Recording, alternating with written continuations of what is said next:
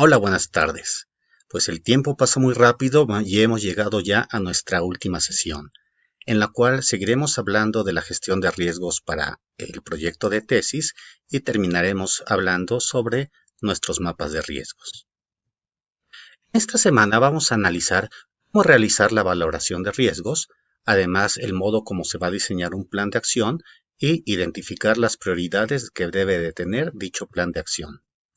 Ya que hemos realizado el proceso más difícil de toda empresa o negocio, que es la identificación de los riesgos, ahora necesitamos priorizarlos mediante su medición y su jerarquización, lo cual nos va a servir para realizar una correcta valoración de los mismos para su inclusión en los mapas de riesgos.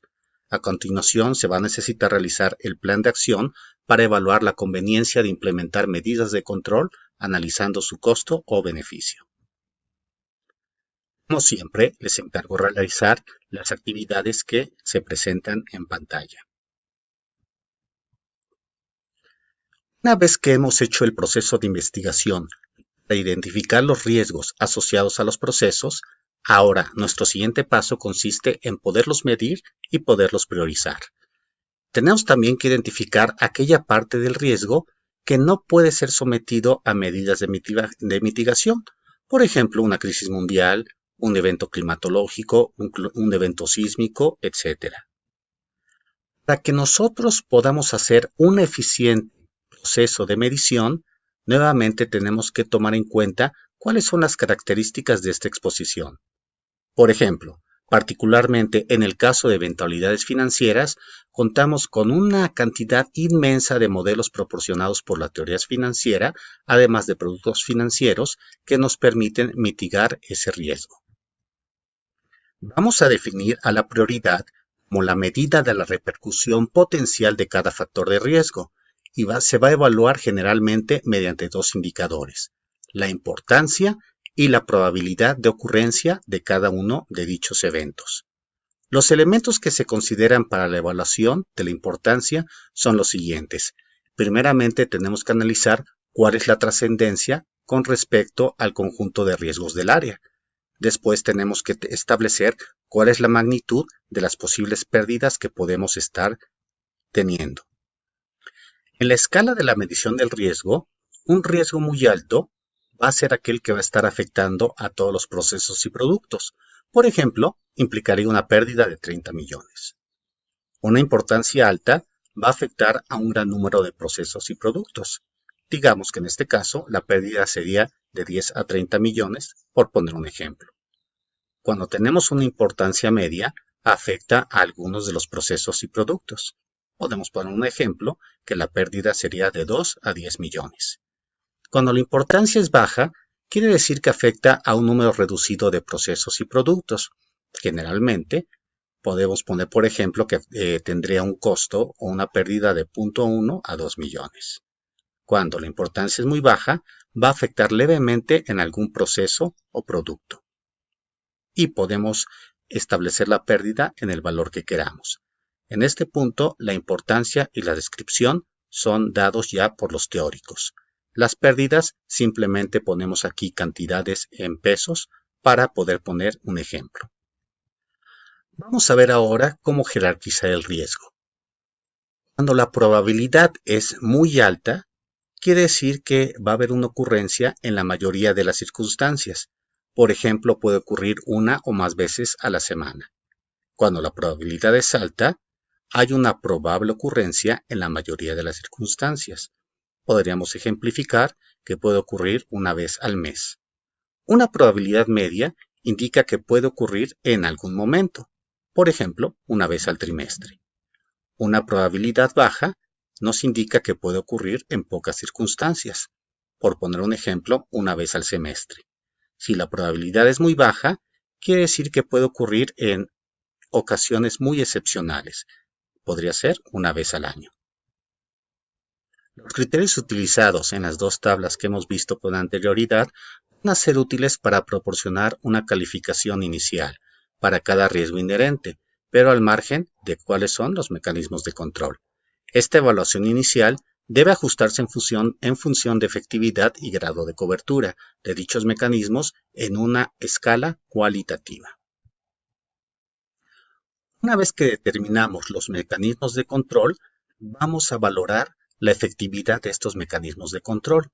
En esta tabla podemos ver que cuando tenemos una valoración total, entonces este mecanismo de control elimina la probabilidad de ocurrencia o impacto del riesgo. Por lo tanto, el impacto del riesgo sería muy bajo. Si es alta, va a limitar significativamente la probabilidad de ocurrencia o impacto de riesgo. En este caso, el impacto del riesgo tiende a ser bajo. Si es media, va a limitar no tan drásticamente la probabilidad de ocurrencia o impacto de riesgo, por lo cual el impacto del riesgo también se considera que es bajo. Pero si la valoración es baja, entonces van a haber debilidades que impidan que sean efectivos los controles. Por lo tanto, no va a haber ninguna disminución en el riesgo. Y si se considera que es muy baja, pues entonces los controles eficientes no van a existir. De modo que tampoco va a haber una disminución del riesgo. En síntesis, momento de estar identificando los factores de riesgo, tenemos que determinar su importancia y su probabilidad de ocurrencia, las cuales pueden ser muy alta, alta, media, baja o muy baja. Una vez realizado esto, podemos identificar cuáles son los niveles de cobertura del riesgo de los controles, los cuales pueden ser total, alta, media, baja y nula. Una vez realizado esto, es importante ajustar con la cobertura y también la probabilidad ajustada con la cobertura. Como veremos más adelante, es muy importante la codificación mediante colores para poder ver cuál es el impacto que va a tener el riesgo y el impacto que van a tener los controles, de manera que podamos tomar las decisiones adecuadas. Una vez que ya ha sido recabada toda la información anterior, lo cual seguramente llevará varios meses, se va a poder construir un mapa semántico con un código de color basado en la importancia relativa y la probabilidad de ocurrencia de los eventos. Generalmente a un riesgo alto le corresponde un color rojo, un riesgo medio alto le corresponde un color naranja, un riesgo medio va a ser un color amarillo, mientras que a un riesgo bajo le va a corresponder el color verde. En la siguiente tabla podemos ver las medidas de importancia y de probabilidad. Como podrá ver, cuando la probabilidad es muy alta y la importancia es muy alta, va a corresponder un color rojo.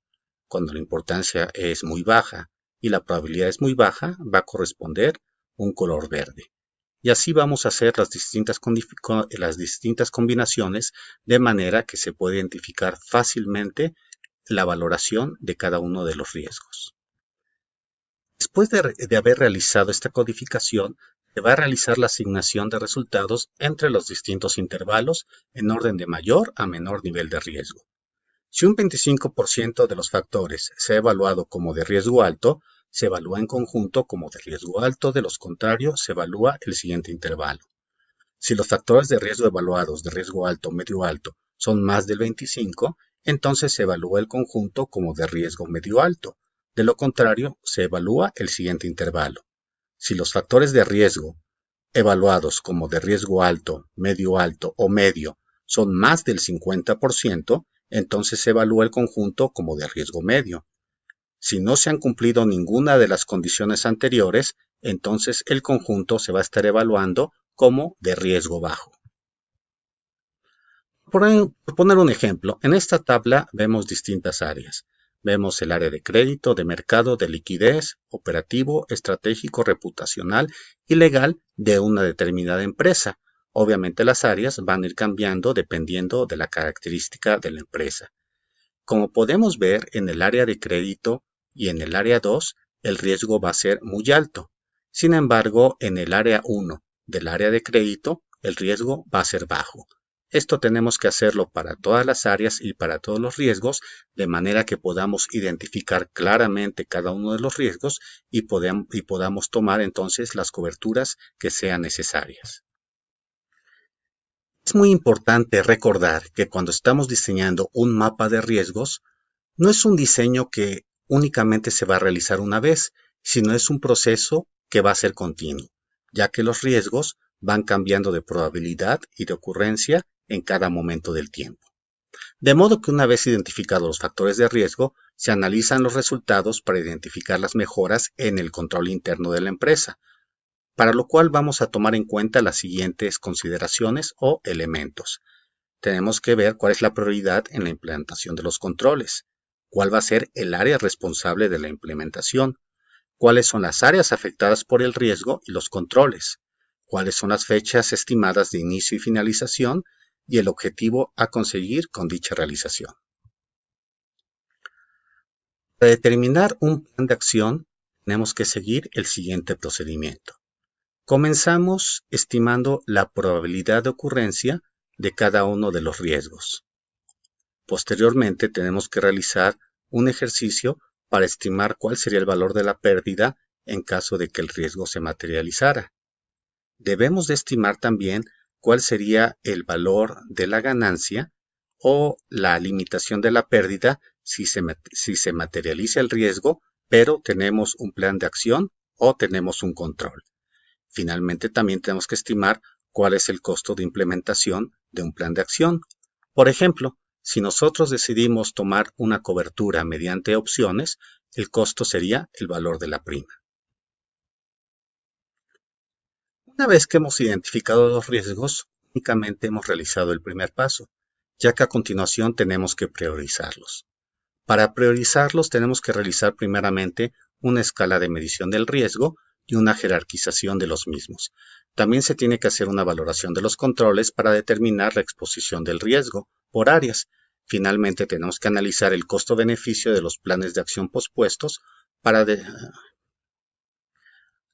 Una vez que hemos identificado los riesgos, lo que procede a continuación va a ser realizar su priorización, para lo cual nosotros tenemos que realizar primeramente una escala de medición del riesgo y una jerarquización de los mismos. También se tiene que hacer una valoración de los controles para determinar la exposición del riesgo por áreas. Finalmente, vamos a analizar el costo-beneficio de los planes de acción propuestos para determinar su implementación.